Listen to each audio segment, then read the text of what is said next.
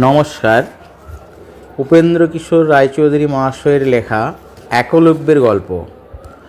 মহর্ষি ভরদ্বাজের ছেলে মহাবীর দ্রোণাচার্য কৌরব এবং পাণ্ডব রাজপুত্রদের ধনুর্বিদ্যা শিক্ষা দিতেন। তাঁর যশে ত্রিভুবন ছেয়ে গিয়েছিল। দেশ বিদেশের সব রাজপুত্রেরা এসে তাঁর শিষ্য হয়েছিলেন। একদিন নিষাদরাজ হিরণ্যধনুর ছেলে একলব্য এসে বিনীতভাবে তাকে প্রণাম করে করজোড়ে তাঁর সামনে দাঁড়ালো। দ্রোণ সেই বালকের বলিষ্ঠ দেহ এবং সরল উজ্জ্বল মুখশ্রীর দিকে তাকিয়ে বিস্ময়ের সঙ্গে জিজ্ঞেস করলেন, তুমি কে বৎস? কার পুত্র? কি জন্য এসেছ? একলব্য মাথা হেঁট করে জোড় হাতে বলল, ভগবান, আমার নাম একলব্য, বাবার নাম হিরণ্যধনু, জাতিতে নিষাদ। দয়া করে আমাকে শিষ্য করলে আপনার চরণ সেবা করে কৃতার্থ হই। একলব্যের মুখের দিকে তাকিয়ে দ্রোণের মনে যে স্নেহের উদয় হয়েছিল তার পরিচয় শোনামাত্র তা শুকিয়ে গেল।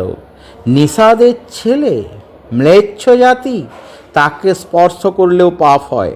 তাকে কি কখনো শিষ্য করা যেতে পারে? না, সকলের সমানভাবে মিশতে দেওয়া যেতে পারে। দ্রোণ তাকে অবজ্ঞার সঙ্গে বললেন, তুমি ম্লেচ্ছের ছেলে, তুমি কি সাহসে আমার শিষ্য হতে এসেছ? একলব্য অনেক আশা করে এসেছিল। দ্রোণের এক কথায় তার সব আশা চূর্ণ হয়ে গেল। কিন্তু তথাপি তার প্রতি তার ভক্তি একটুও কমল না। তার ওই কথার পরে সে আর তাকে কিছু বলল না।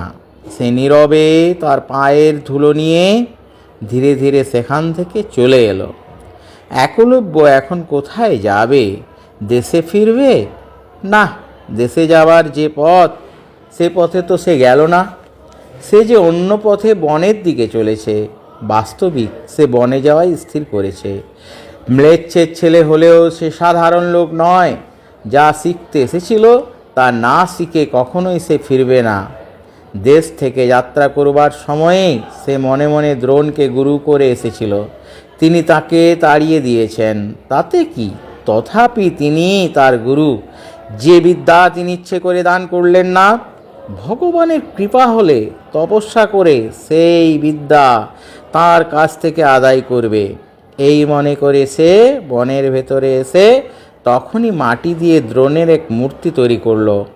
তারপর সামনে সেই মূর্তি, হাতে ধনুর্বাণ আর হৃদয়ে অটল প্রতিজ্ঞা, এই নিয়ে সে ভগবানকে স্মরণ করে আশ্চর্য অধ্যবসায়ের সঙ্গে অস্ত্রের অভ্যাস আরম্ভ করলো।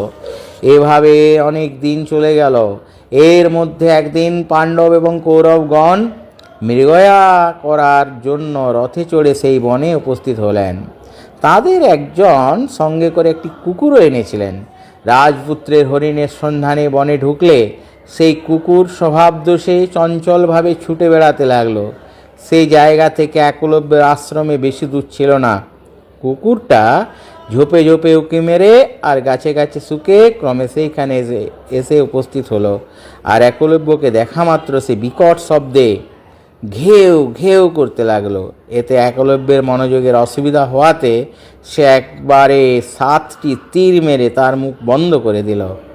রাজপুত্রেরা শিকারে ব্যস্ত। এমন সময় কুকুরটি নিতান্ত জড়সড়ভাবে তাদের কাছে এসে উপস্থিত হলো। বেচারার লেজ প্রাণপণে গোটানো, মুখে শরীরের ছিপি আঁটা, কেউ কেউ করবারও শক্তি নেই। তার সেই অবস্থা দেখে রাজপুত্রদের বিস্ময়ের সীমা রইল না। বিশেষত এমন করে তার মুখে সেই আশ্চর্য ছিপি কে আঁটলো, এই কথা ভেবে তারা একেবারে অবাক হয়ে গেলেন। সে লোক যে ধনুর্বিদ্যায় তাদের সকলের চেয়ে শ্রেষ্ঠ তা স্পষ্টই বোঝা গেল। কেননা তাদের কারও এমন অদ্ভুত কাজ করবার শক্তি ছিল না। সুতরাং রাজপুত্রদের আর স্বীকার করা হলো না। তার বদলে এখন সেই অসাধারণ বীরকে খুঁজে বার করাই হলো তাদের প্রধান কাজ। অনেকক্ষণ বনে বনে সন্ধান করে শেষে তারা দেখলেন যে এক বিশাল দেহ জটাধারী কৃষ্ণবর্ণ পুরুষ এক মনে কেবলই তীর ছুটছে। তারা এতে আশ্চর্য হয়ে জিজ্ঞেস করলেন, তুমি কে? সে বলল, আমি নিষাদরাজ হিরণ্যধনুর ছেলে এবং দ্রোণাচার্যের শিষ্য। আমার নাম একলব্য।